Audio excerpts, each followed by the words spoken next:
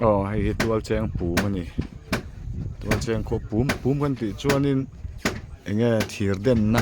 thir cher na mun mana kan pi le pu te poi da pu man lo ti chin ang kha ania hei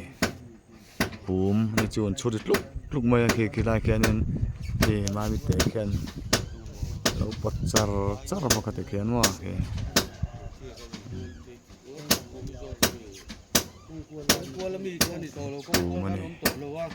ole hei tual cheng pu mani hei hi tun ma kan pi le pu te pon thiran lo cher thin nang chi khania he tla hianin boite he na pot char te hian ki ti khian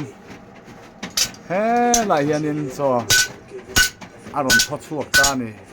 he ka pu hi chema cher sa chan chem a cher ani a pu ti he din cher tu hi om ver ani om ver nga hei sa chan chem tur an cher dona lo hoi ver sim ta se hei tiếng hi kan hungai ko mang lo ani lại bởi hiện lâu bột thoát char rất là đẹp hơn đây bùm đây là khi hiện hay cả lá hiện hay đây là sợi air cái tủ bổ đồ xem tủ khan để xem thoát tủ khan ta hay lúc mấy nè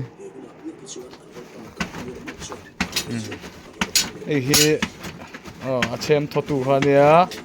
hết là hiện hay sủi hiện tiền ăn bột ta hết ta câu dễ là hết ta hay em bởi tay hắn nấu bột char bọc à chỗ này hết là hiện hay thủ quả khăn là còn xem chua cái này sa chăn chem cher này khai là mày tiền cắn hụt thấy cắn lốm nè này cô này có bùn chặt lâu mày cô còn bùm tuôn mà bùm cắn tị anh chị thiệt chặt na xem chặt na chỉ khăn gì